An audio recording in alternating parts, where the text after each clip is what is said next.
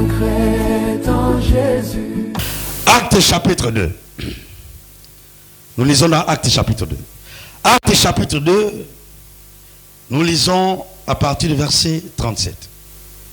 Acte 2, verset 37.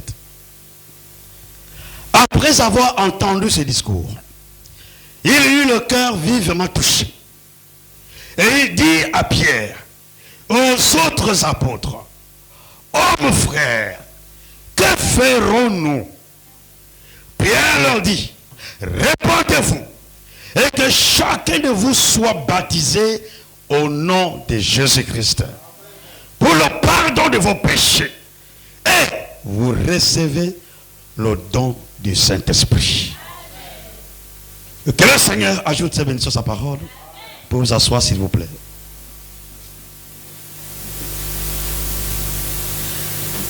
Nous parlons encore cet après-midi. Nous parlons du baptême. Baptême d'eau. C'est samedi que nous allons parler de tous les types de baptême. Le dimanche plutôt, par la grâce de Dieu. Dimanche, pas samedi, dimanche. Dimanche, nous parlerons des types de baptême. Mais aujourd'hui, nous allons poursuivre encore un peu à parler du baptême d'eau. La Bible dit ici, après avoir entendu ce discours, le verset 37, il eut le cœur vivement touché. Et il dira à Pierre et aux autres apôtres, hommes frères, que ferons-nous? Pierre leur dit, répandez-vous et que chacun de vous soit baptisé au nom de Jésus-Christ. Ici, c'est le jour de la Pentecôte. Ainsi, nous sommes le jour où Pierre s'est levé pour la première fois, rempli du Saint-Esprit. Et il s'est mis devant un peuple. Il s'est mis devant un peuple pour parler de la part de Dieu. Alors, Pierre a parlé. Pierre a présenté Jésus-Christ. Notre prédication est basée sur Jésus-Christ. C'est Jésus que nous présentons au peuple de Dieu. C'est Jésus que nous prêchons. Nous ne prêchons pas des hommes, mais nous prêchons Jésus-Christ. Il est l'objet de notre prédication. Alors Pierre a parlé de Jésus. Et quand on parle de Jésus, quelque chose doit se passer dans ton cœur. Quand nous parlons de Jésus, Jésus lui-même viendra toucher ton cœur. Ce n'est pas un prédicateur qui convainc quelqu'un. Ce n'est pas un prédicateur qui va toucher ton cœur. Mais c'est Dieu, par l'intermédiaire du Saint-Esprit, qui touche nos cœurs. Quand la parole est prêchée, le Saint-Esprit, son travail, c'est de convaincre. Alors, Pierre a parlé de Jésus. Et quand Pierre a parlé, la Bible dit, tous ceux qui étaient là présents, qui écoutaient Pierre, ils ont eu le cœur vivement touché. Pas le cœur touché. Le cœur vivement touché. C'est un toucher spécial. Quand Dieu te touche, c'est jamais comme ton mari te touche. C'est jamais comme ta femme te touche. C'est jamais comme tes enfants te touchent. Dieu, quand il te touche, c'est un toucher spécial. Et tu peux ressentir que ce n'est pas le même toucher que les autres, avec les humains. Dieu touche d'une manière spéciale. Quand tu as touché quelqu'un, il t'a convaincu que ta vie là n'est pas une bonne vie. Tu ne peux pas résister si tu as été touché. Je parle de quelqu'un qui est touché. Quand tu es touché dans ton cœur, tu ne peux pas résister. Tu dois te repentir. Parce que quand Dieu touche quelqu'un, quand Dieu touche une personne par la parole, il te montre la situation dans laquelle tu es, alors ça va créer à toi une tristesse. La tristesse de dire que mais pourquoi j'ai fait ça? Et la Bible dit la tristesse qui est suscitée selon les Écritures conduit à la repentance. Donc quand nous sommes tristes là, la tristesse là va nous amener à la repentance. Nous allons nous repentir de ce que nous avons fait. Alors quand ils ont eu le cœur touché, vivement touché, ils ont posé la question à Pierre. Ils ont dit à Pierre, ils ont dit, oh frère, que ferons-nous? Alors Pierre leur dit, première chose, repentez-vous. La repentance, c'est la clé du ciel. Si vous ne vous repentez pas, vous n'irez pas au ciel. Si quelqu'un ne veut pas se repentir, ce n'est même pas la semence de Dieu. Vous savez, ce qui fait la particularité des enfants de Dieu, c'est que les enfants de Dieu n'ont pas à résister pour se repentir. Même quand ils ont fait du tort à quelqu'un, ils demandent pardon facilement. Elle dit, mon frère, pardonne-moi. Ma soeur, pardonne-moi. Quand vous voyez quelqu'un qui résiste pour demander pardon, il est oué par Satan. C'est une sémence de Satan. Un enfant de Dieu n'a pas besoin de le supplier pour demander pardon à son frère ou demander pardon à sa soeur. Quand vous voyez quelqu'un qui résiste là, c'est la sémence de Satan. Il est sous la domination de Satan. Les enfants de Dieu demandent pardon facilement. Tout de suite là, si tu m'as fait du tort, quand je sors de là, ma soeur, voilà ce que tu m'as fait. Si tu es une fille de Dieu, ça va créer à toi la tristesse. Parce que tu ne voudrais pas qu'il y ait discorde entre toi et moi. Et ça va créer à toi la tristesse. Et tu dis, non mon frère, je ne savais pas ce que j'ai fait. Pardonne-moi. Pardonne-moi par rapport à telle chose, telle chose, telle chose. Les enfants de Dieu, c'est comme ça. C'est là où on reconnaît les enfants de Dieu. Hein? C'est là quand il faut demander pardon. Alors Pierre leur dit, repentez-vous. C'est la première chose. Ensuite, après votre repentance ne peut être une repentance forcée. Votre repentance doit venir du cœur. Cœur touché. C'est pourquoi on baptise beaucoup et beaucoup retournent encore dans le monde. Pourquoi? Parce qu'avant d'aller aux eaux du baptême, ils n'ont pas été touchés véritablement dans le cœur. Et ils pensent que c'est en allant aux eaux du baptême là-bas qu'il va expérimenter le pardon des péchés. Non. Quand ton cœur est touché, alors tu te répands par rapport à ce que tu as ressenti dans ton cœur. Et là tu es sincère. Parfois même tu te répands avec des larmes. On sent la sincérité du cœur. Et là, quand tu es sincère comme ça, alors Dieu va opérer quelque chose en toi. Il va te délivrer. N'oubliez pas que derrière la repentance, il y a aussi la délivrance. Il va te délivrer. Et il va te pardonner. Et il va te sauver. Il faut premièrement la repentance. Beaucoup ne se repentent pas sincèrement. Vous n'avez pas besoin de faire plaisir à un homme. Vous n'avez pas besoin de faire plaisir à un pasteur. Vous devez le faire sincèrement de votre cœur. Et c'est là où le miracle s'est accompli. Et tu verras qu'au sortir de ta repentance, tu verras que tu n'es plus la même personne. Tu vas sentir un changement. D'abord, il y a une paix intérieure qui va commencer à t'inonder. Tu vas ressentir la paix. La paix dans ton cœur. Tu ne sens plus la culpabilité. Tu ne sens plus la condamnation. Mais tu sens la paix dans ton cœur. Tu te sens en paix. Et en plus tu te sens maintenant léger. Tu étais lourd. Tu avais un fardeau qui pesait sur toi. Par la repentance, Dieu veut ôter le fardeau. Et il te rend maintenant léger. Tu te sens maintenant léger devant sa présence. Et là tu sens qu'il y a quelque chose qui s'est passé. Et tu pourras même dire, même 5 ans plus tard, ou 10 ans plus tard, tu pourras dire que dans ce jour-là, Dieu m'avait touché. Je me rappelle de ce jour-là. Il avait touché mon cœur. Et je m'étais repenti sincèrement. D'autres se repentent même en roulant au sol. Tu t'enroules là-bas, ça ne va plus, tu t'enroules au sol, tu pleures, tu cries comme si tu avais perdu un parent. Comme tu as perdu quelqu'un. Voici une repentance sincère. Et c'est là où commence le premier pas du christianisme. Il faut repentance. Et de la repentance, tu obtiens le pardon des péchés. Et quand tu es pardonné, tu es véritablement pardonné. Ensuite, que chacun de vous soit baptisé. En réalité, quand tu vas aux eaux du baptême, c'est pour dire à tout le monde, quelque chose s'est passé en moi. Moi que vous voyez là, quelque chose s'est passé. Le baptême est un témoignage public. Tu veux témoigner publiquement devant tout le monde que quelque chose s'est passé dans mon cœur. Il y a quelque chose qui s'est passé. Moi que vous voyez là, il y a quelque chose qui s'est passé. Tu veux témoigner ta foi devant tout le monde. Tu veux témoigner ta foi devant le ciel et devant les hommes. Et tu dis à Satan, Satan, je ne t'appartiens plus. Alors il dit que chacun de vous soit baptisé. Si vous n'êtes pas baptisé, vous venez à l'église juste pour faire le nombre, pour être avec nous autres là qui ont besoin de te réchauffer. Parce que si je viens, j'adore Dieu seul. Je suis seul dans la salle. Ça me fera bizarre. Je ne serai pas bien réchauffé.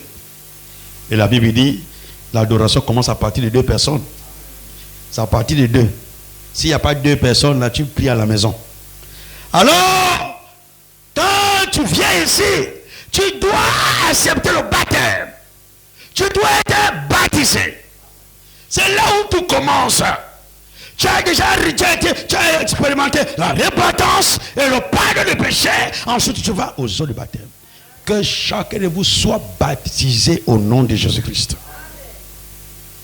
Alors, il dit encore, j'ajoute, je poursuis.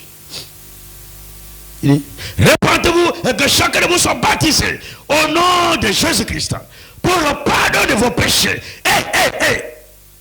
Et vous recevez le don du Saint-Esprit. Le Saint-Esprit que tu cherches là, si tu n'as pas été baptisé dans les eaux, tu ne seras jamais baptisé du Saint-Esprit.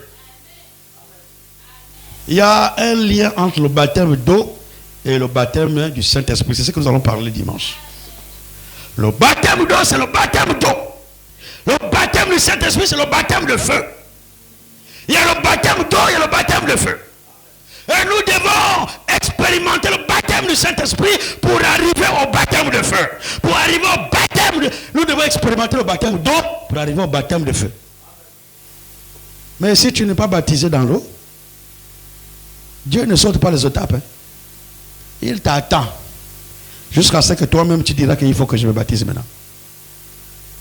Et c'est très important. C'est pourquoi nous insistons sur le baptême. C'est très important. Et Pierre, comme Pierre l'a dit ici, le baptême se fait au nom de Jésus-Christ. C'est pourquoi quand on vous baptise, prêtez l'oreille à ce que la personne dit quand il vous baptise. Prêtez vraiment l'oreille. Vous devez écouter le nom qui est cité quand on vous baptise. Si ce n'est pas le nom de Jésus-Christ, refusez cela. N'acceptez même pas. Sortez même des eaux. Le baptême se fait au nom de Jésus-Christ et pas immersion dans l'eau. Et le baptême d'eau, on n'a pas besoin de processus. On n'a pas besoin des études bibliques. On n'a pas besoin de faire d'abord, il faut d'abord faire les études de la Bible, tu étudies, tu passes même l'examen jusqu'à ce qu'on va voir que tu maîtrises maintenant la Bible. Non. Là, on fait de toi un pharisien du temps moderne. Le baptême d'eau dépend de ta foi. Si tu crois, alors tu peux aller au sein du baptême. Pas besoin d'attendre longtemps. Comme l'unique éthiopien. Je n'ai pas lu de lire aujourd'hui parce que nous allons parler aussi de ça dimanche. L'unique éthiopien ce jour-là. Vous pouvez lire ça dans Acte 8. Juste un peu plus bas, à partir du verset 37. Alors ce jour-là, il lisait le rouleau du prophète Esaïe. Mais il ne comprenait pas. Vous pouvez rester à la maison, lire la Bible et rester à la maison. Vous ne serez jamais sauvés. Et vous ne comprendrez rien. Dieu a mis de l'ordre dans ce qui est des choses divines. Quand tu pries à la maison, tu lis la Bible. Oh, je connais la Bible. Oh, je sais lire la Bible. Parce que tu es parti à l'école, tu sais lire et écrire. Tu ne seras pas sauvé. En un mot, tu n'auras pas la foi. La foi ne vient pas de la lecture. La foi vient de ce qu'on entend. Et ce qu'on entend vient de la parole de Dieu. Donc c'est pendant qu'on prêche la parole que cela suscite en vous la foi. C'est pourquoi la Bible dit nous sommes sauvés par la folie de la prédication. Les hommes appellent ça la folie. Mais pour Dieu, c'est la puissance pour le salut de quiconque croit. si tu crois, tu expérimenteras le salut. Donc la condition dans l'eau jour du baptême, c'est de croire en Jésus-Christ, de croire en l'œuvre de Golgotha. Quand tu crois en Jésus, tu peux aller te faire baptiser. Pas besoin des études bibliques. Et nous allons voir rapidement quelque chose. Les premiers disciples, ils n'attendaient pas longtemps pour se faire baptiser. Les premiers, ils n'attendaient pas. Dès qu'ils ont accepté Jésus, automatiquement ils vont au baptême. Ils n'attendent pas. Nous allons voir un peu ce qui s'est passé avec Philippe. Je pense qu'on va finir par lire l'unique éthiopienne. On va voir ce qui s'est passé avec Philippe en Samarie. Là, nous partons dans Acte 8.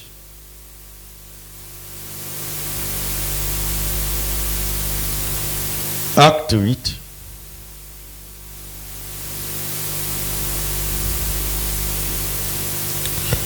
Acte chapitre 8. Et je vais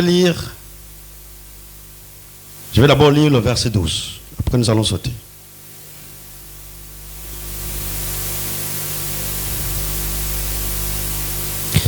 Le verset 12. Acte 8, verset 12.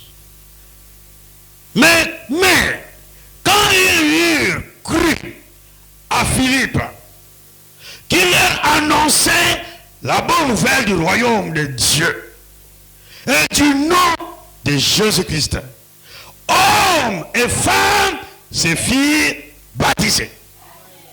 Là, nous sommes en Samarie. Philippe est allé prêcher en Samarie. Quand il arrive en Samarie, il prêche la parole. Quand il prêche la parole, les gens ont cru à la parole qui était prêchée par Philippe. Quand ils ont cru à la parole, la Bible dit, hommes et femmes se firent baptiser. En un mot, chaque fois que Philippe prêchait, il y avait des baptêmes. On n'attendait pas, il faut attendre une semaine, il faut attendre un mois, il faut attendre une année. Non, quand Philippe prêche, s'il y a des croyants, ceux qui croient à la bonne nouvelle du royaume, on les amène au sol du baptême. On n'attend pas. Quand tu tiens là, qui te dit que tu verras demain? Qui te dit que tu vas voir demain? Tu peux mourir avant demain. Il dit, oh, je vais me baptiser demain. Je vais me baptiser jeudi, vendredi et dimanche là-bas. Je vais me baptiser la semaine prochaine. Je vais me baptiser, Ah, c'est toi qui décides donc. Je vais me baptiser. C'est toi qui décides. C'est Dieu qui connaît les temps et les circonstances. Nous ne connaissons pas, nous ne maîtrisons pas les temps et les circonstances. Le maître des temps et des circonstances, c'est Jésus-Christ. Donc quand vous êtes touché, n'attendez pas demain ou après-demain. Et je vous dis, pendant votre temps d'attente, là, Satan viendra vous dire encore le contraire. Alors que vous avez eu déjà la conviction dans l'eau du baptême. Satan viendra vous dire autre chose. Là, il dit, hommes et femmes se firent baptiser. Là, maintenant, on va sauter, on va prendre maintenant l'unique éthiopien.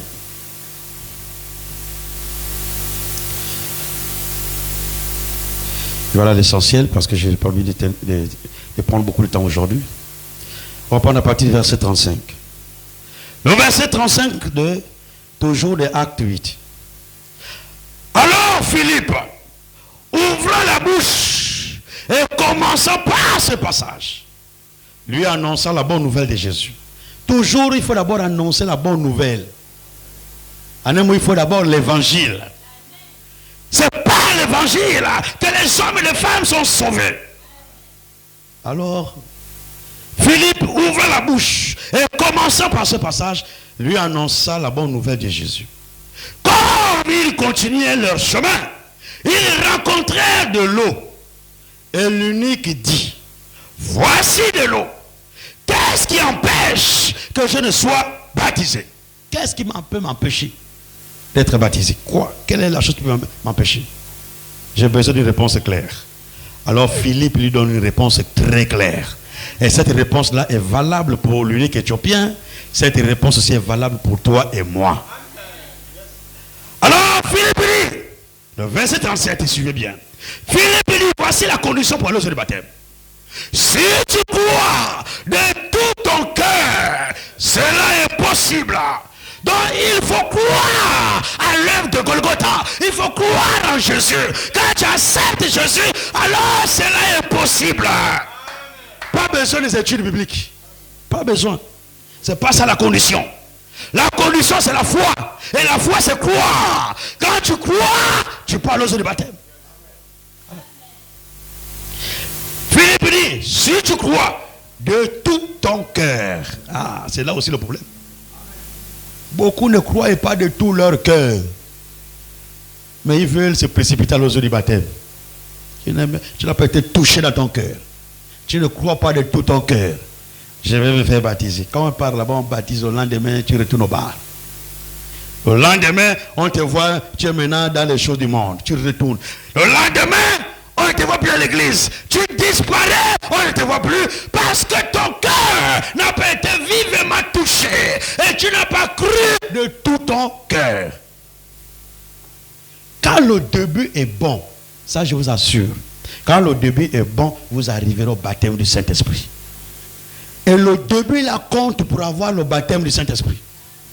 Si vous biaisez le début, vous n'arriverez pas au baptême du Saint-Esprit. Ce n'est pas possible.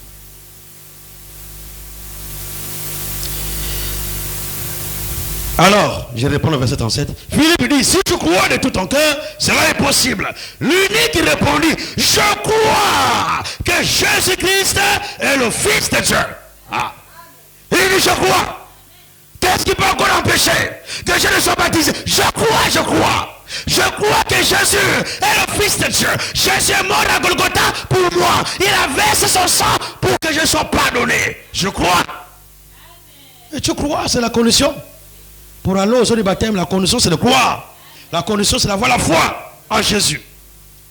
Alors, le verset 38 nous dit, il fit arrêter le char à l'instant même. Tout ça s'est passé le même jour, à l'instant même. Il fit arrêter le char. Philippe et l'unique descendit tous deux dans l'eau. Vous deux, vous devez descendre dans l'eau. Et celui qui baptise, et c'est la personne qui doit être baptisée, vous devez descendre, vous deux, dans l'eau. Pas aspersion. Aspersion qui va... Est-ce que vous descendez dans l'eau? Vous ne descendez pas. Descendez dans l'eau. Faisons les choses de la bonne manière. Ici, nous voulons les hommes et les femmes qui vont au ciel. Ce n'est pas les choses des enseignements des églises. Non. Il fit arrêter le char. Philippe et l'unique descendit tous deux dans l'eau. Et Philippe baptisa l'unique. Le même jour. Juste après la prédication. Philippe a prêché. L'unique a cru. Alors le baptême a eu lieu. Le même jour. Le même jour. On n'attend pas des années. On n'attend pas des mois. Tu crois, on te baptise. Tu crois, on te baptise. Tu crois, on te baptise. On n'a pas besoin d'attendre longtemps. Tu crois, on te baptise. Et là, ce soir, là, si quelqu'un croit là, il dit, je vais aux eaux du baptême. Je n'ai pas le droit de refuser. Hein. Ah, si quelqu'un dit tout de suite là que non, je vais aller me faire baptiser maintenant. Il y a des gens comme ça. Hein. Ah, ils te collent. Hein. Tu dis non, mais attends même demain. Non, maintenant, aujourd'hui, maintenant. Et là, tu n'as pas le droit de refuser ça. Ah, tu dois aller là-bas aux eaux, baptiser. Alors, nous voyons que c'était le même jour. L'unique Éthiopien a reçu son baptême le même jour. On n'a pas eu besoin d'attendre longtemps. Et nous allons encore voir un autre cas, parce que c'est le cas que nous allons voir aujourd'hui. Nous allons voir le cas maintenant de l'apôtre Paul. L'apôtre Paul lui-même. Comment s'est passé son baptême? Lui aussi, il a été baptisé. Tout le monde doit passer par là. Même l'apôtre Paul, qui est l'apôtre des nations, c'est notre apôtre. L'apôtre Pierre, c'est l'apôtre des Juifs. Mais l'apôtre Paul, c'est notre apôtre, l'apôtre des nations. Il nous montre même l'exemple. Acte 9. Donc juste après acte 8. Acte 9.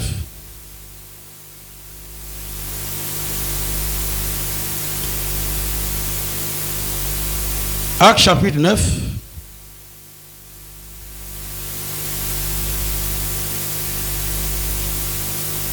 Je vais lire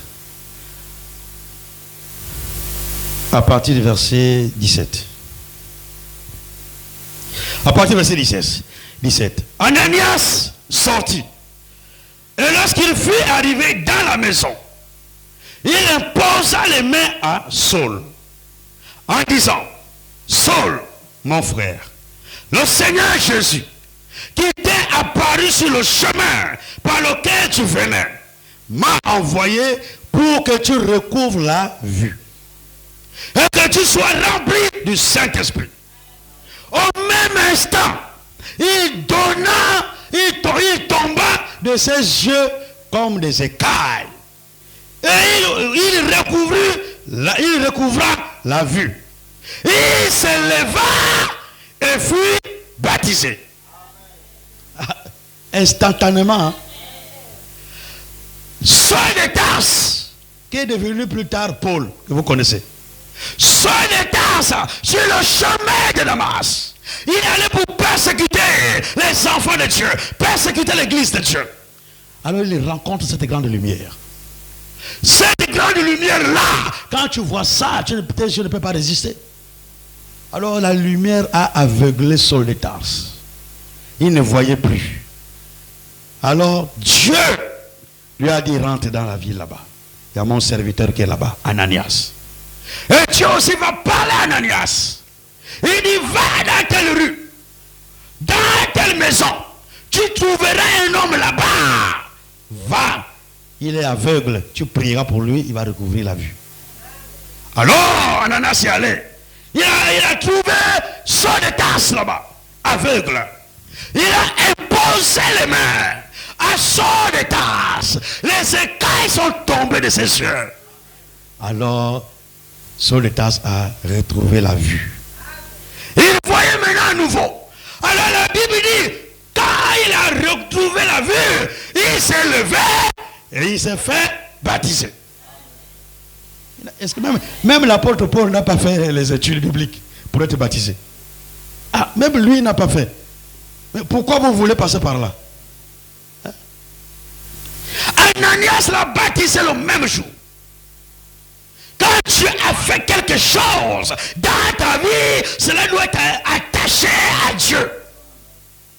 Ce que Dieu a fait dans la vie de Saul de Tarse, il était aveugle. Dieu lui a redonné la vue. Il a dit: qu'est-ce que je peux encore faire d'autre si ce n'est de m'attacher maintenant à ce Dieu-là? Quand Dieu vous délivre, vous devez maintenant vous attacher à Dieu. Quand Dieu vous guérit, vous devez maintenant vous attacher à Dieu. Quand Dieu vous bénit, vous devez maintenant vous attacher à Dieu. Mais Dieu va vous délivrer et vous retournez encore dans le monde. Là, il y a quelque chose qui ne va pas. Si Dieu vous délivre, c'est pour vous attacher maintenant à lui. Dieu te bénit, Dieu te guérit, tu t'éloignes encore de lui. Ah, il y a un problème. Là, il y a un souci. Tu cherches le travail, Dieu te donne le travail, on te voit pour l'église. Ah, il y a un problème. Le travail là, c'est pas une bonne chose pour toi. C'est pourquoi même, il y a beaucoup de prières que nous faisons que Dieu ne nous exauce pas. Pourquoi? Dieu sait Que le jour qu'il va t'exaucer, qu'il va te donner la chose là, il ne te verra plus à l'église. Et comme tu es son enfant, comme tu es sa fille, comme tu es son fils, il ne te donne pas ça. Tout ça pour qu'il te garde à ses côtés. Tu dois rester là. Comme ça, chaque fois que tu viens faire les veillées de prière ici, là, tu vas venir jeûner ici. Tu vas venir: Seigneur, donne-moi ceci, donne-moi. Ah, là, il est content. Il te voit tous les jours ici. Tous les jours, tu occultes. Tous les jours, tu es là. Quand nous avons un souci, nous devons maintenant ponctuer l'église. Ah. Mais quand Dieu te délivre la chose, Dieu te donne la chose, il te bénit, tu disparais. On ne te voit plus. Mais là, Saul de Tarse n'a pas fait ça. Quand il a été guéri, à l'instant, il dit: amenez mon os. Je ne vais pas attendre. Aujourd'hui. Et il fut baptisé le même jour. Si vous, parce que on a passé le temps. Si vous prenez la plupart des cas de baptême qu'il y a eu dans la Bible, vous allez voir que ils écoutent la parole, ils sont touchés, ils se font baptiser. Ils n'attendent pas. Ils n'attendent pas. Ils se font baptiser après que leur cœur soit touché. Quand vous voyez quelqu'un qui reporte le baptême, son cœur n'est pas encore touché. Et ne forcez pas le baptême. Ne forcez pas. Si vous voulez mon conseil, ceux qui ne sont pas encore touchés là, dans le cœur, là, n'allez poser le baptême. Parce que j'ai prêché aujourd'hui, là, vous allez dire, sinon on va dire que non, je ne suis pas un enfant de Dieu. Je vais aller aux eaux du baptême, on va me baptiser. Non, si tu fais ça là, tu n'avanceras pas avec Dieu. Il faut que ton cœur soit d'abord touché. Le problème, c'est le cœur. C'est le cœur. Quand le cœur n'est pas encore touché, ne parle pas. Ne va pas aux eaux du baptême. Sinon, tu sors de là, c'est encore un gros pécheur qu'on va retrouver dans les bars, on va retrouver dans les endroits mondains, dans les endroits qui n'honorent pas Dieu. Au cœur pas touché. Pour aller aux eaux du baptême, il faut croire d'abord. Au cœur est touché, tu crois. On va lire un dernier cas, comme ça on va s'arrêter là pour aujourd'hui. Mais quand vous êtes touché dans votre cœur, ne reportez pas votre baptême. Quand vous êtes touché dans votre cœur, dites pas, je vais attendre un autre jour, je vais attendre. Non.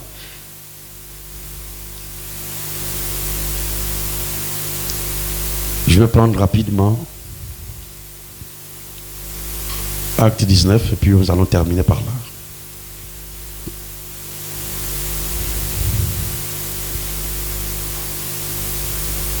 Nous devons commencer de la bonne manière pour espérer d'arriver au baptême du Saint-Esprit. Je vais vous dire ça ce soir. Notre but final en venant ici, c'est de recevoir le baptême du Saint-Esprit. C'est le but final. Parce que c'est quand nous allons recevoir le baptême du Saint-Esprit que nous allons partir dans l'enlèvement. Tous ceux qui monteront au ciel dans l'enlèvement, c'est ceux qui sont baptisés du Saint-Esprit. Tu n'es pas baptisé du Saint-Esprit, tu ne monteras pas. Quelle est la puissance qui va te faire monter? Le corps là, c'est la pesanteur. Hein? Là, tu peux même t'élever, tu te mets ici, tu sautes, tu vas toujours revenir au sol. C'est la loi de la pesanteur. Le corps là va toujours revenir vers la terre.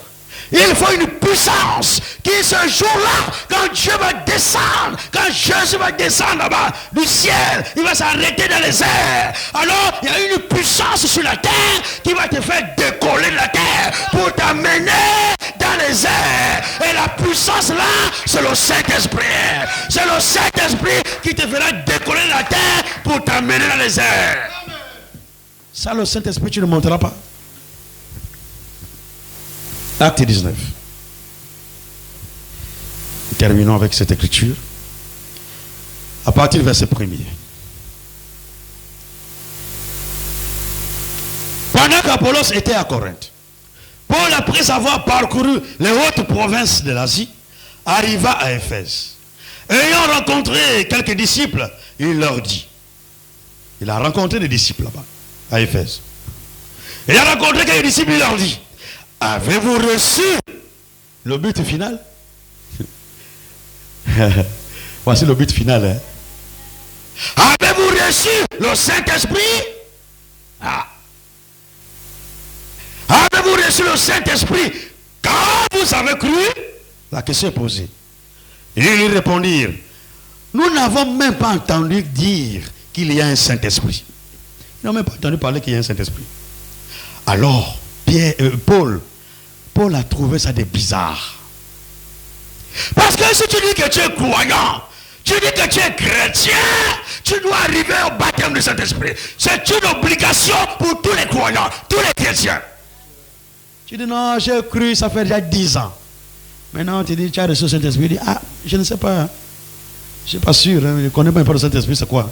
C'est quoi le Saint-Esprit? Je ne connais pas. Il y a un problème.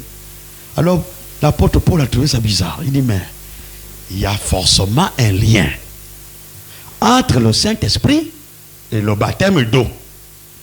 Il y a un lien entre le baptême du Saint-Esprit et le baptême d'eau. Il dit non, si vous n'avez pas reçu le Saint-Esprit, ça veut dire qu'il y a un souci au niveau de votre baptême d'eau. Il faut que je vérifie ça. Alors, qu'est-ce que l'apôtre Paul dit? Le verset 3. Et il dit, de quel baptême avez-vous donc été baptisés?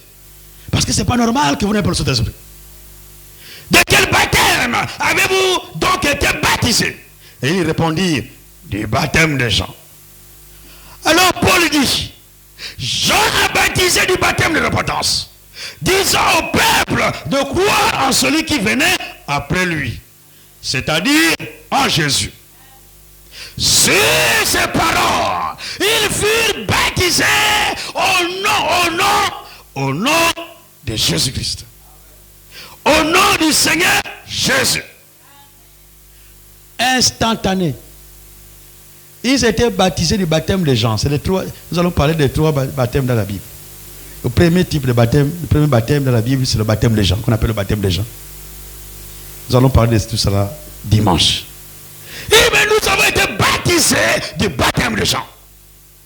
Bon, l'apôtre Paul dit, mais Jean est envoyé pour préparer le chemin de celui qui devait venir après lui.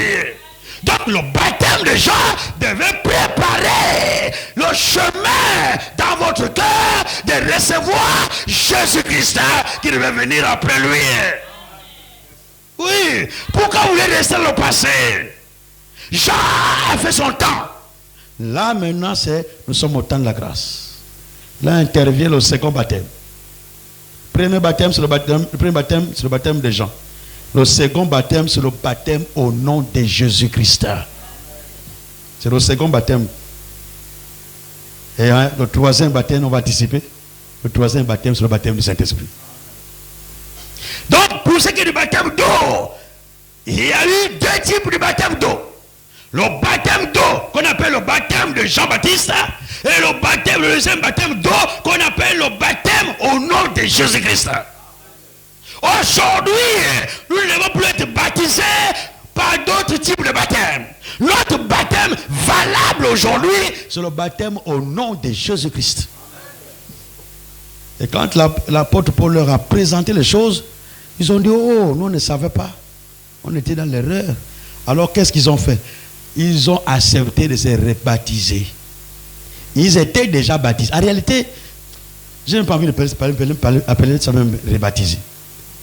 Ils étaient baptisés d'un baptême qui n'était plus valable. Il fallait maintenant le véritable baptême. Et le véritable baptême, c'est le baptême au nom de Jésus-Christ. Donc, si tu as été baptisé avant, dans des baptêmes qui ne sont pas conformes au baptême biblique, tu dois accepter aujourd'hui le baptême au nom de Jésus-Christ. Le baptême qui est valable, c'est le baptême au nom de Jésus-Christ. Pas le baptême au nom du Père, du Fils et du Saint-Esprit. Ce n'est pas un nom. Il faut donner un nom. Il faut citer un nom qu'on baptise. Maintenant, écoutez la suite. Donc, je réponds au verset 4. Alors Paul dit, Jean a baptisé du baptême de repentance, disant au peuple de croire en celui qui venait après lui, c'est-à-dire en Jésus. Le verset 5.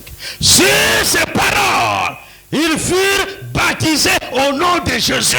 Ils n'ont pas attendu longtemps. Maintenant, qu'est-ce qui s'est passé? Le verset 6. Après leur baptême, lorsque Paul leur eut imposé les mains, le Saint-Esprit vint sur eux. Et ils parlaient en langue et prophétisaient. Pour que le Saint-Esprit vienne sur eux, il leur fallait le baptême biblique. Ils étaient déjà baptisés du baptême de Jean, mais ils n'avaient pas le Saint-Esprit. Si tu es baptisé du baptême au nom du Père, du Fils et de Saint-Esprit, tu n'auras pas le Saint-Esprit. Ah, je suis ici pour vous dire la vérité. Je me souvent dire ça. Parce que je suis attaché à la vérité. Si tu es baptisé au nom du Père, du Fils et de Saint-Esprit, tu n'auras pas le Saint-Esprit. Si tu veux avoir le Saint-Esprit, tu dois accepter le baptême biblique. Être baptisé au nom du Seigneur Jésus-Christ. Et quand ils ont accepté ce baptême-là, l'apôtre Paul a prié pour eux, le Saint-Esprit est descendu. Ils ont été tous remplis du Saint-Esprit. Vous voyez qu'il y a un lien entre le baptême d'eau et le baptême du Saint-Esprit. Il y a un lien. Quand le baptême d'eau est faussé, vous n'aurez jamais le baptême du Saint-Esprit. Retournez au commencement. Arrangez là-bas depuis le commencement et ensuite revenez et Dieu va vous donner le baptême du Saint-Esprit. Et Dieu vous bénisse.